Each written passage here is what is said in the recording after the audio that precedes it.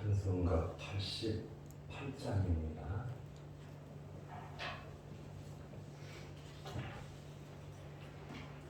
찬송가 88장. 내 진정 사모하는 친구가 되시는 구주 예수님은 아름다워라. 산 밑에 백합하여 빛나는 새벽별, 주님 영원할 길 아주 없도다. 내 맘이 아플 적에 큰 위로 되시며 나 외로울 때 좋은 친구라. 주는 저 산 밑에 백합 빛나는 새벽별, 이 땅 위에 비길 것이 없도다.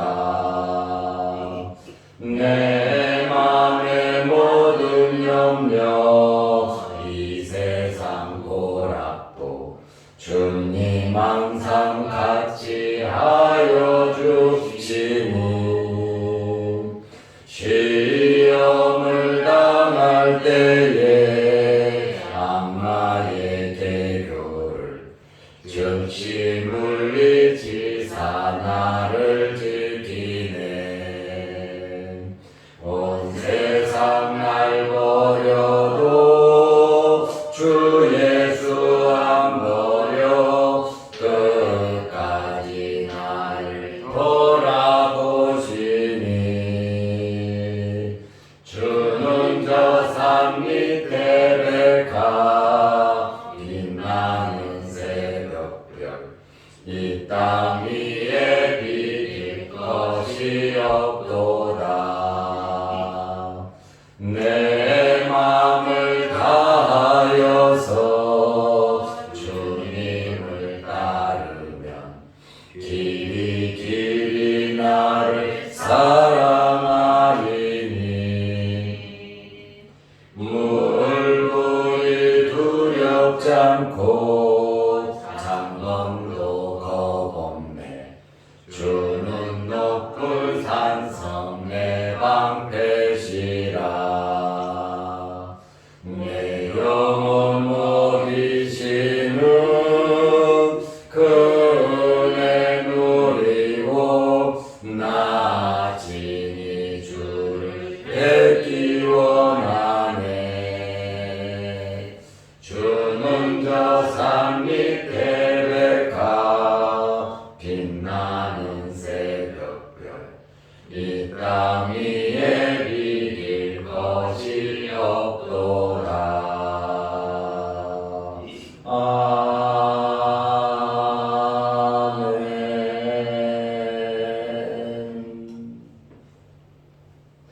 사도신경으로 우리의 신앙을 고백하겠습니다.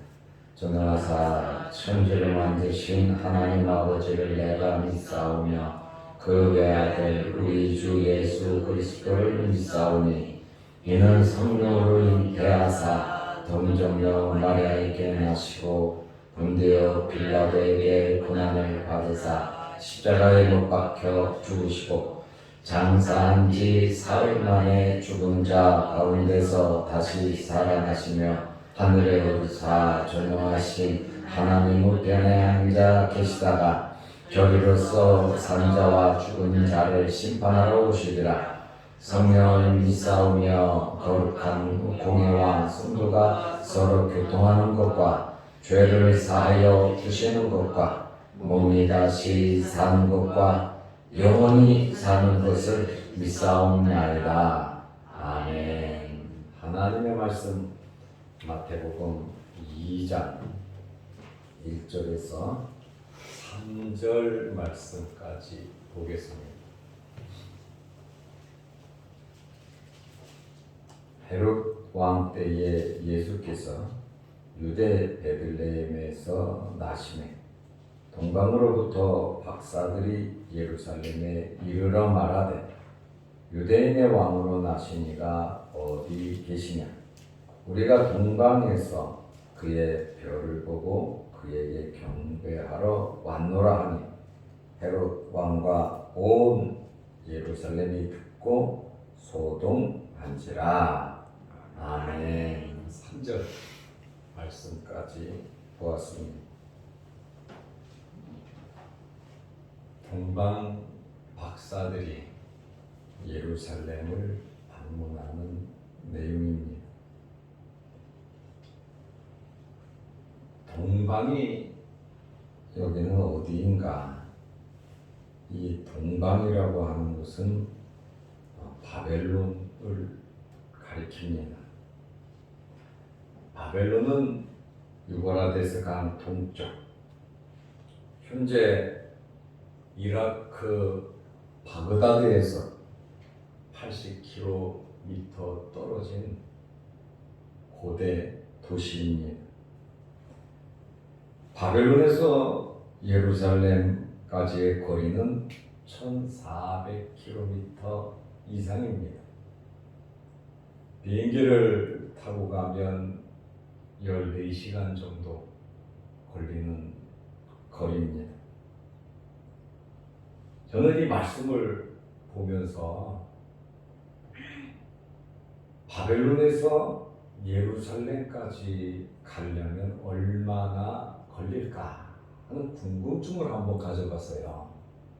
동방 박사들이 바벨론 사람들인데 예루살렘까지 아기 예수께 경배하러 왔다. 1400km 이상이면 하루도 쉬지 않고 걸으면 보통 하루에 30km 정도로 오거든요. 험한 산도 있고 강도 있고 또 크고 작은 변수가 있기 때문에 한 30km 정도 가는 것으로 계산을 합니다. 그러면 46일 걸립니다. 한 달, 보름 정도 걸리는 먼 거리에 말을 타거나 짐승을 이용하면 또 날짜가 단축되겠지만 길이 없는 곳, 길이 좁은 곳을 가려고 하면 이러한 교통수단을 이용하기는 그렇게 용이하지는 않지만 어쨌든 사람이 걸어간다라고 하면 46일 정도 걸리는 거리입니다. 비행기를 타도 14시간 이상 걸리니까요. 그래서 성경을 보면서 바벨론 이 지역에서 예루살렘으로 간 기록은 없을까 하면서 좀 찾아봤어요. 그것을 찾아보니까 있더라고요. 레위 자손 그 학사 에스라 있잖아요. 이스라엘 부흥을 일으킨 율법 박사 에스라가 메대 바사왕 아닥 사스다의 명을 받아서 예루살렘으로 갑니다. 무슨 일을 하러 가냐면 예루살렘 성을 중건하기 위해서 가는 거예요. 무너졌던 바벨론 왕 느부갓네살에 의해서 완전히 무너졌던 이 예루살렘 성을 중건하기 위해서 학사 에스라가 가는데 메대 바사왕 아닥사스다가 얼마나 지원을 했냐면 가지고 갈 수 있는 모든 물건은 다 가져가서 하라는 거예요. 세상에 이런 일이 어디 있겠습니까? 때가 되니까 하나님께서 강하게 역사하셨단 말이에요. 예레미야 선지자가 말한 것처럼 70년이 지나니까 하나님께서 엄청 강하게 역사하시니까 학사 에스라와 많은 이 성벽을 건축할 수 있는 사람들, 그 사람들이 이러한 짐을 메고 예루살렘으로 갔어요. 그러니까 이렇게 가면 시간이 더 많이 걸리겠죠. 힘드니까요. 그래서 성경을 찾아보니까 스가랴 7장 9절 말씀에 보면 정월 초하루에 바벨론 길을 떠났고, 정월 초하루는 1월 1일입니다. 1월 1일 날 바벨론 길을 떠났고 하나님의 선한 손에 도우심을 입어. 저는 이 말씀을 보면서 내 마음이 뭉클뭉클하고 뜨거워졌거든요. 하나님의 선한 손의 도우심을 입어. 여러분에게도 하나님의 선한 손의 도우심이 있으시기를 바랍니다. 여러분의 기도, 여러분이 계획하는 일과 또 미래의 모든 일을 이루어갈 때에 하나님의 선한 손의 도우심, 그것을 입어. 여러분 가다 보면 도적, 강도, 험한 길 정말 쉽지 않아요. 많은 기술자, 재료, 물질을 가지고 가는 길이거든요. 5월 초하루에 예루살렘에 이르니라. 몇 달 걸렸냐면 넉 달 걸렸습니다. 만 4개월에 걸쳐서 예루살렘 성을 중건하기 위해서 에스라가 사람들을 데리고 이렇게 모든 일을 이룰 수 있는 것은 하나님의 선한 손에 도우심을 입었다는 거예요. 그런데 이 말씀을 보면서 하나님의 선한 손에 도우심을 입어라고 하는 이 말이 에스라 시대에 한 번, 두 번 나온 게 아니더라고요. 수도 없이 하나님의 말씀이 이렇게 기록되어 있는 것을 발견하면서 저 스스로도 놀랐습니다. 스가랴 7장 6절, 느헤미야 2장 8절 18절, 스가랴 7장 12절 13절, 스가랴 8장 18절 31절, 이 말씀에 보면 전부 다 하나님의 선한 손에 도우심이 나옵니다. 하나님의 선한 손에 도우심. 한 번, 두 번이 아니에요. 하는 일마다, 사건이 있을 때마다 하나님의 거룩한 일을 이루려고 하니까 하나님께서 역사하시더라는 거예요. 인간적으로 생각할 때, 야, 거기까지 가서 우리가 이거를 어떻게 해? 할 마음은 있어도, 기도는 했어도 실제로 움직인다고 하는 것은 여러분 정말 쉬운 일은 아니거든요. 그러나 우리가 머물러 있지 아니하고 하나님의 말씀을 보고 하나님의 말씀대로 살아가려고 몸부림을 치면 하나님의 선한 손에 도우심이 저와 여러분들에게 있을 겁니다. 꼭 있을 겁니다. 하나님의 말씀을 붙잡고 우리가 행할 때 하나님께서는 하나님을 믿지 않는 불신자 왕 고레스를 통해서, 아닥사스다 왕을 통해서 하나님께서 역사하시잖아요. 애굽 왕 바로를 통해서도 역사하고, 믿지 않는 악한 자들을 통해서도 하나님은 하나님의 백성들에게 교훈하시고 책망하시고 이끌어 주시는 분이시다라고 하는 그러한 말씀입니다.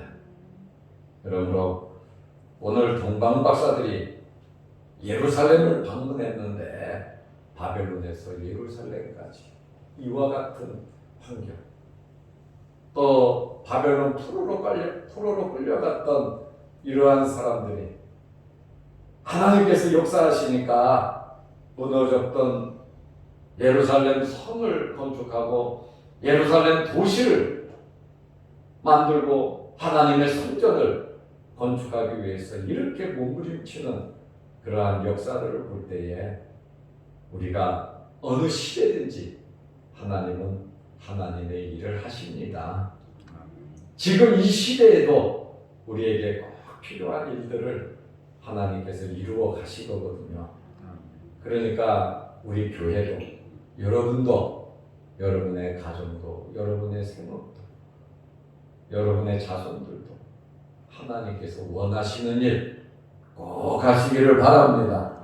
하나님의 선한 손에 도우심이 우리에게 있을 것입니다. 동방 박사들이 예루살렘을 방문할 때 그때의 왕이 헤롯 왕입니다. 이 초대 이 헤롯 가문의 참 창건자인데 이 사람의 이름을 대헤롯이라 그래요. 대헤롯. 헤롯 왕조의 창건자. BC 40년에 예수님께서 태어나시기 40년 전에 로마 황제로부터 유대의 왕으로 임명받은 사람이 바로 헤롯이에요. 헤롯은 유대인이 아닙니다. 정통 유대인이 아니고 에서의 후손 이둠의 사람입니다. 이 헤롯이 유대인들의 환심을 사기 위해서 자기는 이방인이잖아요. 에서의 후손이잖아요. 유대인들의 환심을 사기 위해서 예루살렘 성전을 증축합니다. 어마어마하게 크게 이 성전을 화려하게 증축을 해요. 그래서 이 성전을 가리켜서 제3성전이라고 그럽니다. 제1성전은 솔로몬이 지었고 제2성전은 수룹바벨이 지었습니다. 그래서 수룹바벨 성전이라고도 합니다. 학계에서 나오죠.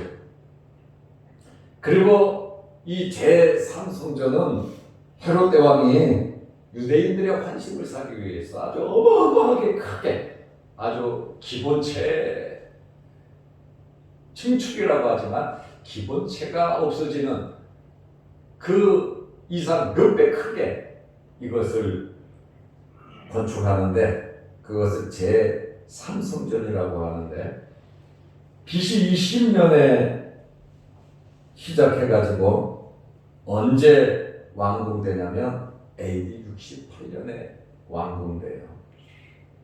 그러니까 몇 년 걸렸냐면 한 80년 걸려서 완공됐거든요. 그런데 이 대헤롯은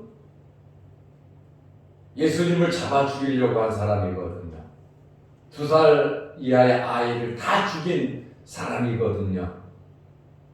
그런데 이 대헤롯은 바로 죽습니다. 대헤롯이 바로 죽고 한 사람이 다스리던 이 유대 지방을 세 지역으로 나눠가지고 분봉왕 헤롯, 이렇게 분봉왕 헤롯 세 개로 나눈 왕이라고 말해요. 유다 지역이 세 지역으로 나누어서 왕들이 있는데 헤롯의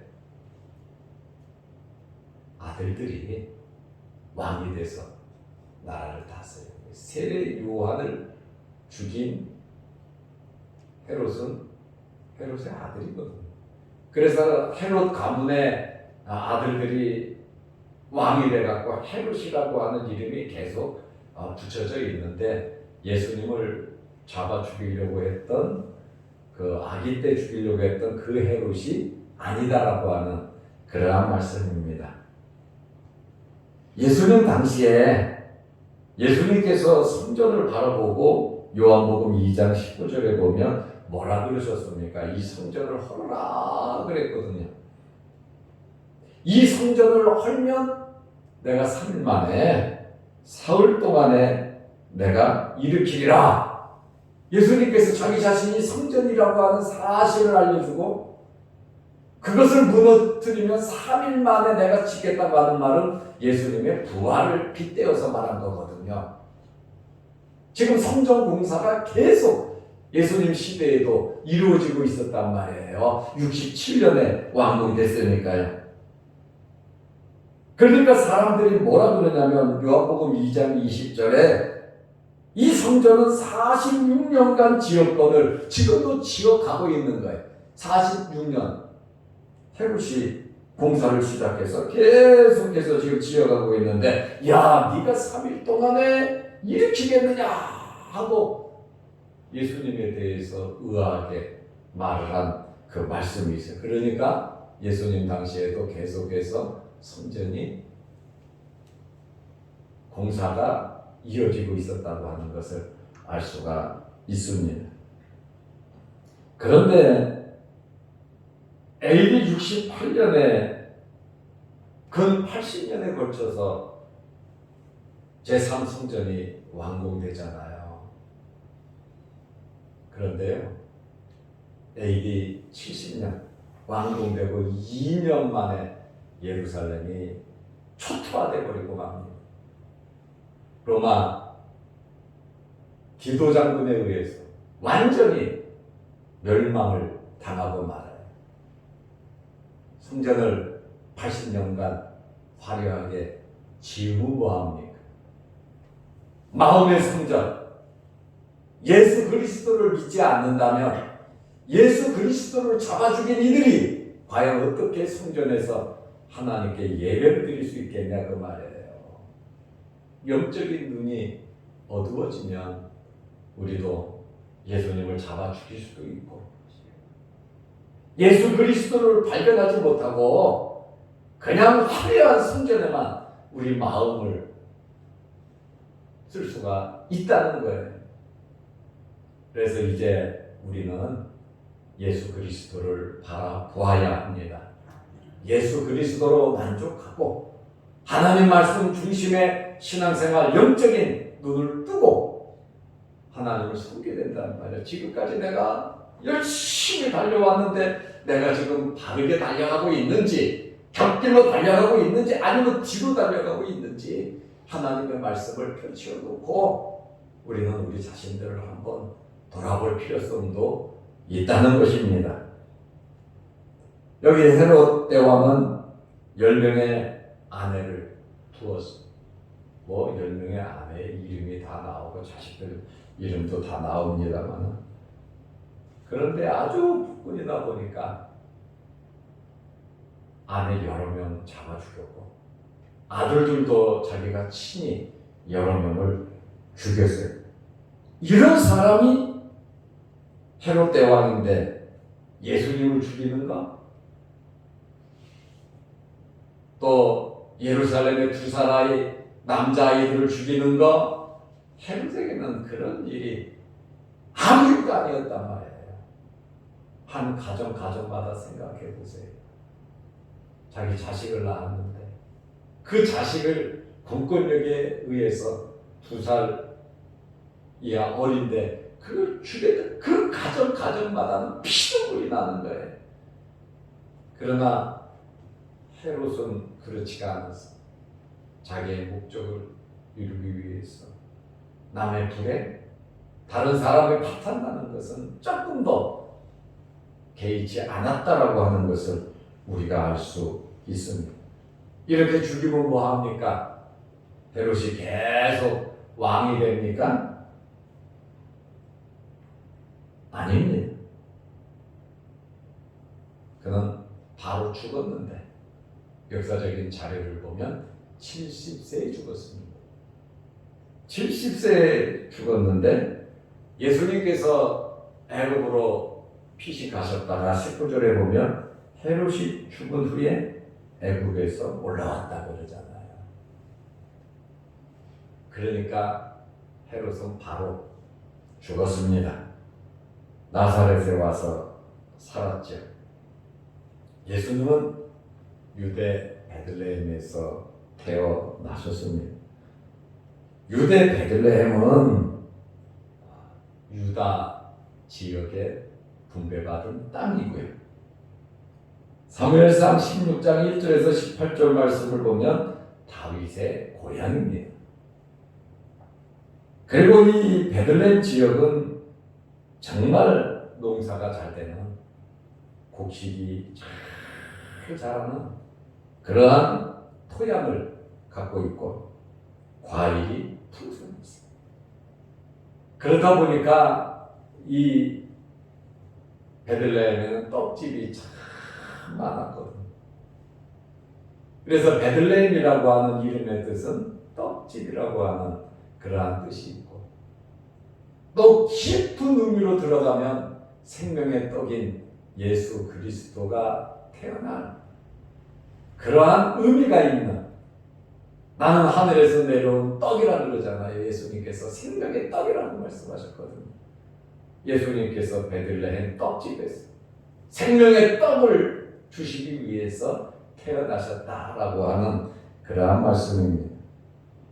예루살렘에서 남쪽으로 8km 떨어져 있고 옛날 이름은 에브라이라고도 하고 에브라다라고도 합니다. 그런데 예수님께서 태어나셨는데 유대의 종교 지도자들이나 하나님의 말씀을 그렇게 좋아하는 유대인들은 찾아오지 아니하고 먼 나라 바벨론에서 제가 초두에 말씀드린 것처럼 동방의 박사들이 예루살렘에 왔습니다. 이 사람들의 직업은 별을 연구하는 점성사, 점술가,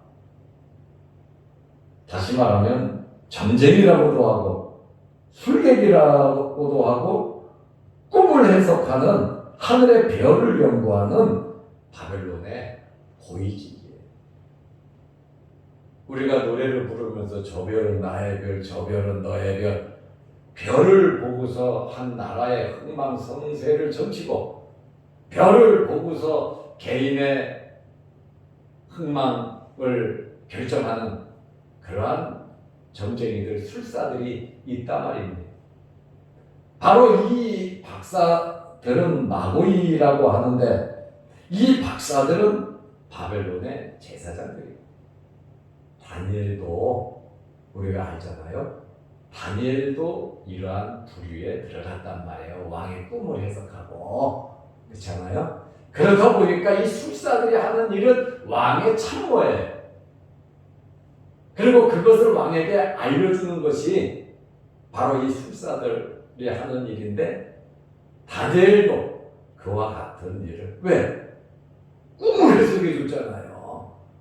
그 꿈을 해석하지 아니하면 다니엘도 죽었고 다니엘의 세 친구도 다 죽었어요. 왜냐하면 이 나라들은 이런 나라란 말이에요. 미신을 믿고 창조주 하나님을 섬기지 않는 나라다 보니까 꿈을 해석해주고 크고 작은 어려운 일을 해결해주니까 네 하나님은 진짜 하나님이다. 그 앞에 왕들이 무릎을 꿇잖아요. 에르만 바로도 그렇고요.